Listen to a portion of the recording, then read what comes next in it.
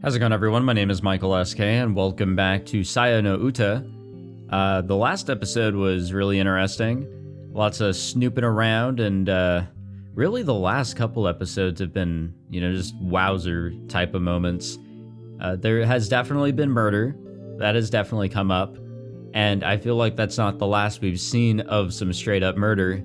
I think the Suzumi Yosuke guy is next on the list. So I'm highly theorizing that Saya is a monster created by this Dr. Ogai that has gone missing. And from what we saw in the last episode, I don't know what he did, but he was definitely like feeding Saya and quote unquote teaching Saya about humanity or how the world works or whatever. And Saya brings that up a lot. So lots to think about when it comes to Saya, what she does see in Fuminori, and what her goal is, along with who this Dr. Ogai is, and how is Fuminori going to handle all this once, he does realize the truth behind all this. All right, well, let's see what's going to happen to this guy, let's see what's going to happen before he dies, because it's most likely going to happen here. 2 o'clock. For Suzumi Yosuke, this is the most fulfilling time of day. After seeing his wife and daughter off, taking care of the morning chores, and eating a leisurely lunch, it's finally time to sit down at his easel. He's not a particularly popular painter, and he would only hold an exhibition if he were hurting for money. However, the design work he does on the side ensures that there's always enough to support his lifestyle. Alongside the salary his wife earns working for a magazine, they're able to pay their mortgage, send their daughter to school, and still have plenty left over. Yosuke's life is perfect, leisurely and absent of want. He loves his house, considering it the symbol of his success. When he mows the lawn, polishes the windows and floors, and cleans the kitchen, toilet, and bath, he feels the same joy as he does when washing his own body. Just as he knows the length of his fingernails and the time since his last meal, he also knows everything about his home's condition, the status of every door, the freshness of every flower, the amount of ice in the ice tray, every last detail. This is his pride, and when he sits in his studio, smelling the turpentine and knowing that each element of his house is in perfect order, he feels the ultimate satisfaction. While trying to find the right combination of paints on his palette, he suddenly feels thirsty, but soon remembers that there isn't much orange juice left in the refrigerator. In fact, it's also about time to stock up on bath additive and powdered soap. He could get everything at the supermarket when he goes to shop for dinner, but it will probably be quite heavy. I think somebody's launching fireworks off in the distance. Now then, where should I leave off to go where should I leave off to go shopping? As he ponders this dilemma, he heads downstairs to the kitchen. Just then, a breath of air tickles the back of his neck, bringing him to a halt in the middle of the hallway. A breeze. Impossible.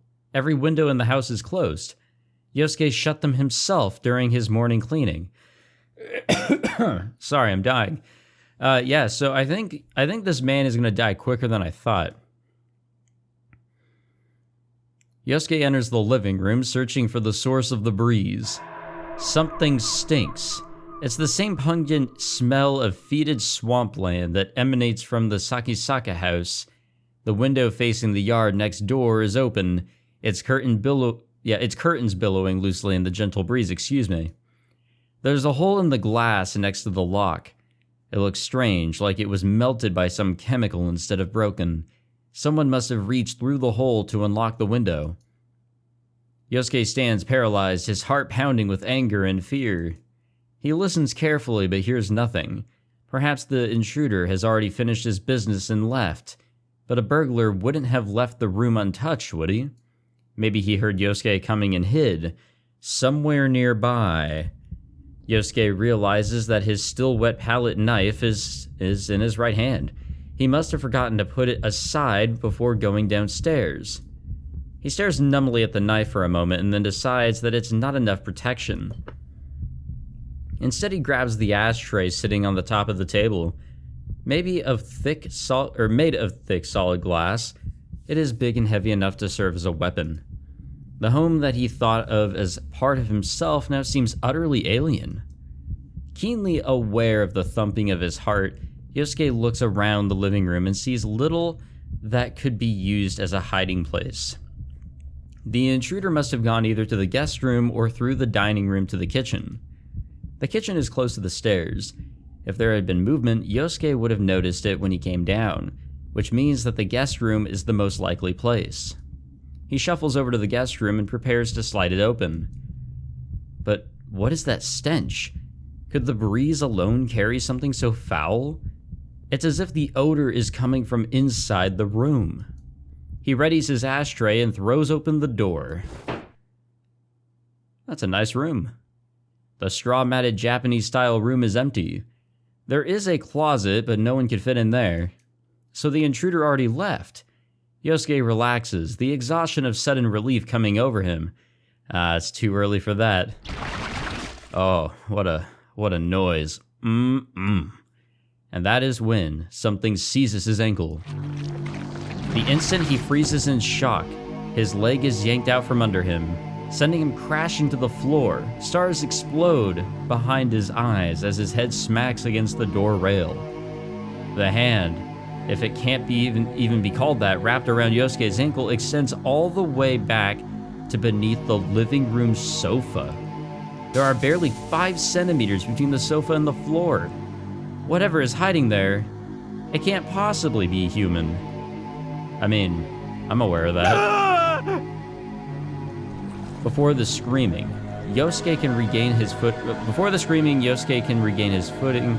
Countless hand-like appendages seize his arms and legs, rendering him helpless. Oh, I think there's plenty of reason not to fucking calm down and to be plenty scared. As the hideous voice burbles in his ear, something cold and soft crawls atop him. Yosuke can't even scream. His terror is so great.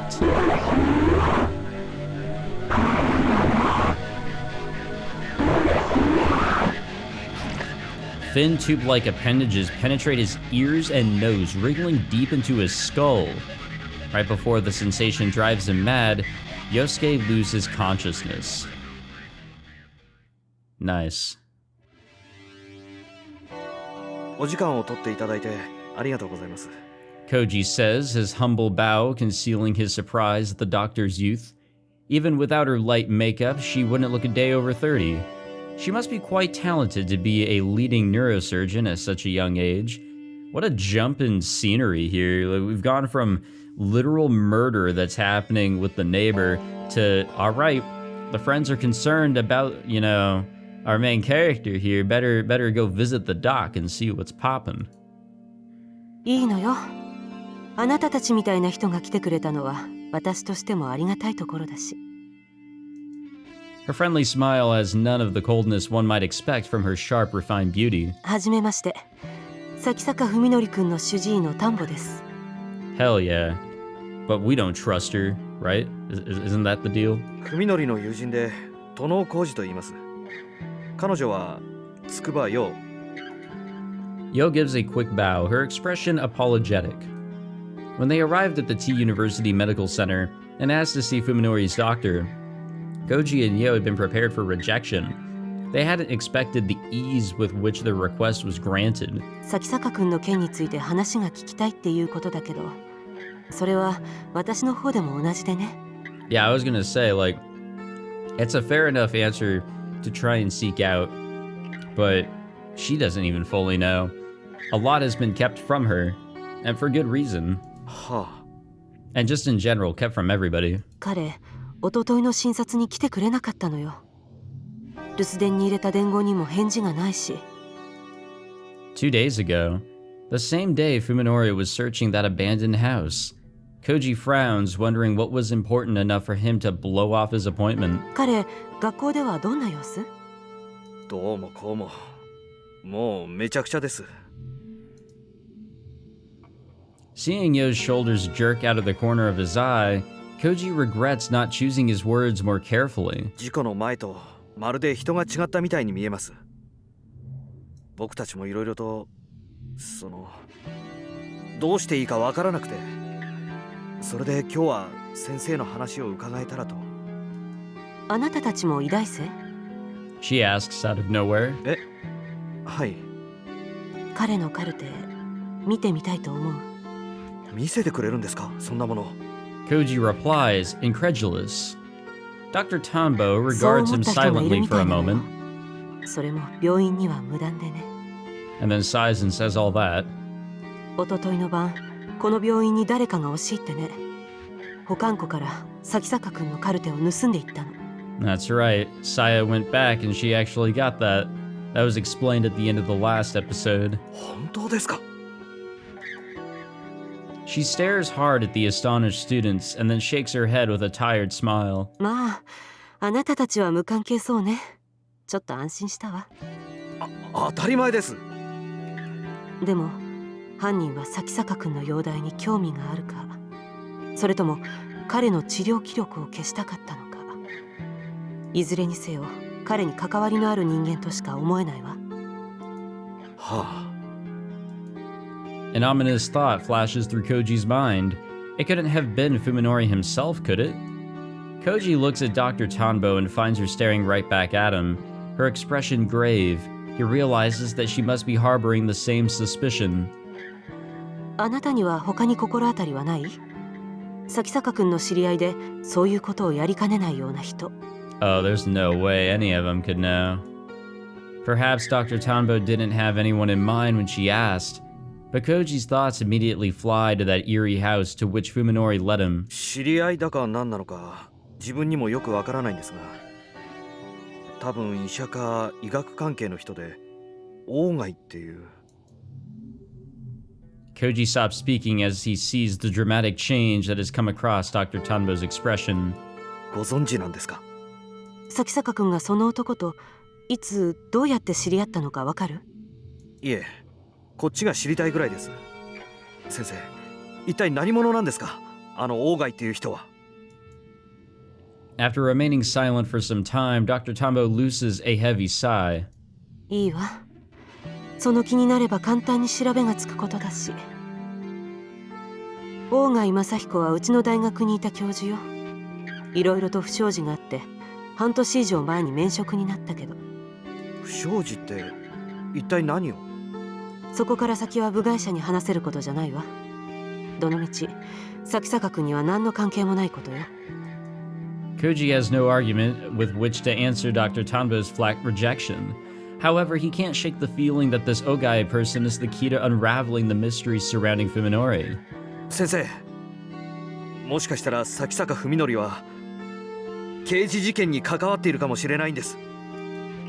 At this sudden declaration, both Yo and Dr. Tambo raise their eyebrows. どういうこと？彼を訪ねて行ったっきり行方不明になってしまった人間がいます。もちろん文則は否定していますが。それってモミちゃんのこと？ Koji is unable to bear the shock in Yo's voice. すまん、つくば。君には言えなかった。Well, you're finding out now, I guess. Dr. Tambo is frowning, her expression even more serious than before. その鴎外という人物が今文則の関心の焦点になっているらしいんです。彼が何者で、文則が彼の何について探っているのか、それが分かれば少しは事情が見えてくるかもしれません。お願いです先生、教えてください。この病院で一体何があったんですか？ Dr. Tambo hesitates for some time, refusing to make eye contact, but she finally shakes her head. ごめんなさい。こればかりは私の一存で話せる事柄じゃないの。先生。でも少しだけ待って。私は私なりにいろいろと調べてみる。放っておける状況じゃないのはよく理解できたから。Oh, she's gonna die next. お願いします。 Or in the future, at least. She is definitely gonna die. Koji is out of options. All that's left is to trust this young doctor. It's frustrating, but a friend's rights only go so far. お互い携帯の番号を交換しておきましょう。何か分かったら連絡するわ。あなたたちも何か新しい動きがあったらすぐに私に教えて。So this is kind of interesting. I know this is like late 90s, early 2000s, I think. Cell phones are definitely around. For this being a hospital, there should be copies of Fuminori's and really all the patients' information, their charts, available on a computer to pull up. So even so, the physical copy of his charts were stolen by Saya, of course. They should still have some stuff on hand that can be digitally pulled up, right? ええ、わかりました。 Like, I've gone to doctors before, and I mean, growing up, it's always been on paper, but they always document stuff afterwards onto the computer. And nowadays, whenever I go to the doctor for like a physical or a checkup on something, it's always with a computer. Like, it's all digital at that point. And especially at a hospital, you bet your bottom dollar and your left nut that shit is always digitized. So I just kind of find that weird. Alright, what's going on here? Oh, okay. What happened to me? Yosuke's awareness returns slowly, as though rising from a bog. Oh, this is gonna be fun. Okay, so I ate before this recording session, which was probably fucking stupid. So, I don't know if that was a mistake. He's cold. No, hot. Something itches like tepid tongues and cold slugs crawling over his skin. Oh, now I'm getting worried. What the hell's going on? Timidly, he opens his eyes. Am I gonna regret eating? I'm gonna regret eating. It's everywhere. The thing that attacked him in the living room, it's everywhere. Terror shatters Yosuke's sanity. Where are we? He throws off the thing lying atop him, but his wild flailing sends him crashing to the floor. But is it really the floor? The long wriggling fibers of what should be the carpet are winding themselves around his fingers. The floor is made of worms. He tears his limbs free of the worms and tries to stand, but loses his balance and tumbles to the floor again. The worms immediately swarm over his body. At least we don't have to see that. Where am I? Where did that thing take me? Yosuke crawls across the worm-ridden floor toward the only exit from the pulsating room. What the fuck? Where the hell did we end up? When he gets outside, however, all you can see is blood, bile, and rotten meat. There is no place to run. This kind of feels like a really poorly generated 3D, like, environment. I don't know if that, like, was the purpose, but yeah, it looks terrifying. I think that's the goal. Most terrifying of all, this hellish place has the same layout as Yosuke's house. In a half-mad daze, he wanders through the nightmarish mockery of his home. Oh, what if she did something to him to basically, like, make it so he, perceives everything in a similar way to Fuminori? But there's no way it could have been done that easily, right? In the small room where his studio should be, he finds an easel made of bones displaying a blood-soaked canvas. Like some cruel joke, everything is exactly where it would be in Yosuke's studio.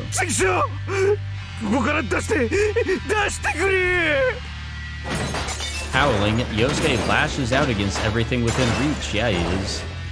The easel of bones shatters, driving splinters into his fist. He feels the pain, but does not wake from the nightmare. If this isn't a dream, then what is it? When his strength gives out, Yosuke falls to his knees, sobbing. For the first time in his life, he prays. The sound of the door opening and closing grates on his ears. What's going on? Oh, yeah, okay, so it's exactly that. Downstairs, the front door. Is someone here? Yosuke trembles at the blood-curdling sound. It's that thing again. The monster has returned.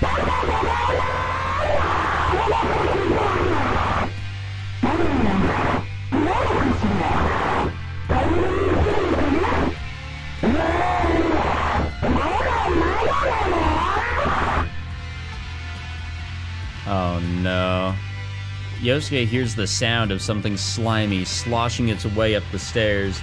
Even as he cowers in terror, he slides his trembling hand across the floor and grabs one of the bones from the broken easel. The tip of the bone is nice and sharp. If he holds it in both hands and puts his weight behind it, he might be able to use it to defend himself. Oh, he's gonna kill one of them.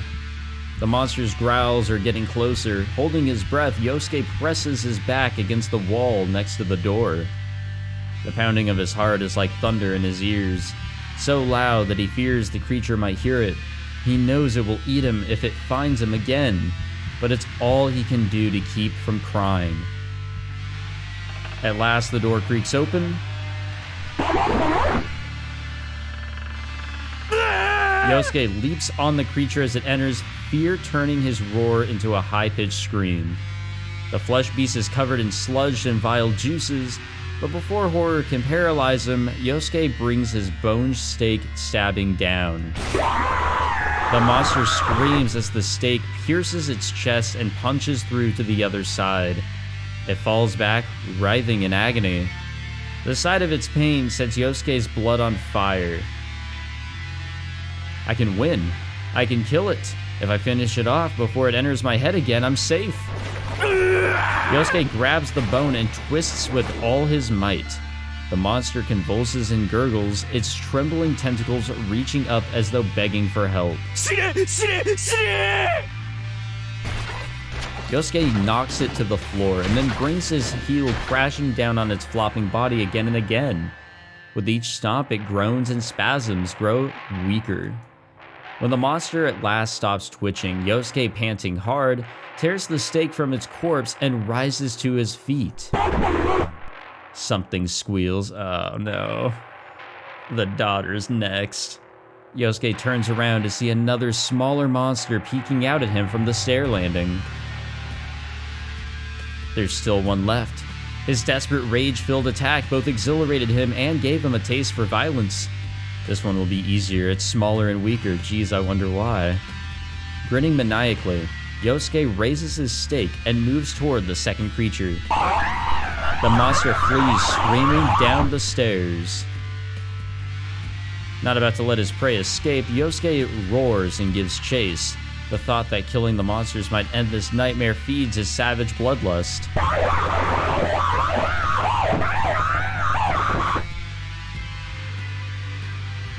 When the monster trips and falls in the dining room, Yosuke leaps on top of it and brings his stake crashing down. His bloodlust sated, he pulls it free and drives it again into the monster's flesh.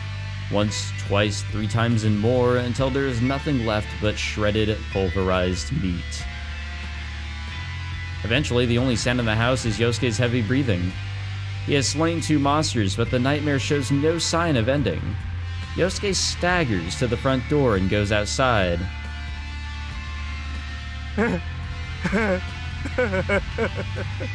The sky, the city, everything has gone mad. Twisted shapes, nauseating colors, stinking air. There is no escape, no end to the nightmare.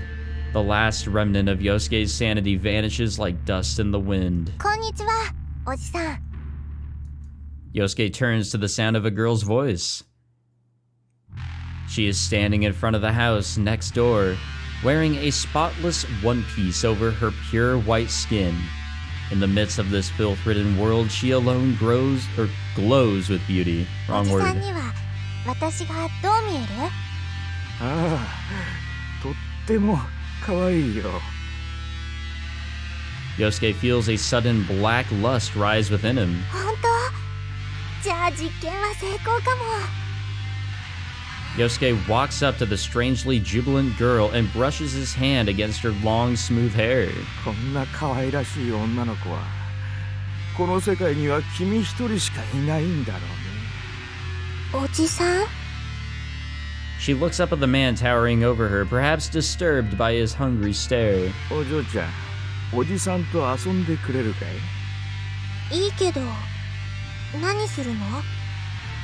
A grin parts Yosuke's lips and he replies, そりゃもう、おじさんが楽しめそうなこと全部さ。With that, he grabs the girl's collar and tears the front of her dress wide open. Does she just have like a, like something that just ruminates off of her, or something that just creates lust or sexual desire off of people? Like, I don't know. Shock and fear twist the lovely girl's delicate features, stimulating Yosuke's sadism. Even after killing those two monsters, the embers of violence still smolder in his heart, and now they have new fuel to burn. いい顔だよ、お嬢ちゃん。おじさんにもっと可愛らしい顔をして見せてくれないかい? The terrified girl flees into the Sakisaka house. Yosuke runs after her, feeling the joy of the hunt. I mean, I guess I understand where this dude's coming from. He has this rush going on right now, this adrenaline that's rushing through him because he literally just killed two people, but he doesn't even know it. Even in desperation, she has no hope of outrunning his longer stride. Yosuke charges down the hallway and catches up to her in the kitchen. He grabs her from behind and wrestles her to the floor before she can resist. Oh, he's not even here. What the fuck? Oh wow, he is like not even in the vicinity. Alrighty, well, it's a little early, but we're going to end the episode here. The next episode, I'll probably just make it longer. It's late at night. I had a busy day today, so I was unable to get straight to recording. It's actually only 11 o'clock, but damn, do I feel tired. I'm gonna try and get this video good to go for an upload, especially now that I have some editing to do. But thank you all for watching this episode. If you enjoyed, be sure to leave a like, subscribe, all that fancy jazz. In a way, I kind of feel bad for this guy. I think it's just like natural moral sympathy to have for somebody. But I mean, the dude had a normal life. He was a house husband, and he was proud of everything that was going on in his life. And then, for whatever reason, whether it's just because he was the neighbor of Fuminori, or because he spoke up about how Fuminori's house, or the outside of it, is looking and smelling. Yeah, I don't know what led him to being targeted by Saya as the subject for this experiment, but it does seem like she is looking for a way to reverse engineer whatever has happened to Fuminori. And it also raises the question of, how did this even happen in the first place if it was so easy for Saya to affect this man's mind? What happened to him, to Fuminori, that's, I guess, in a similar vein of what happened to this man from Saya? It does raise the question of, was Fuminori really, like, did this need to happen to him? I guess there's a lot of questions to really ask, but we got a long way to go, I'm sure, to really get any concrete answers. But it has been fun, you know, until the rape that's, you know, come up. But whatever, this game has to meet all the hentai tags. Thank you all for watching this episode. If you enjoyed, leave a like, subscribe, all that fancy shit, and I will see you guys in the next one. Take it easy.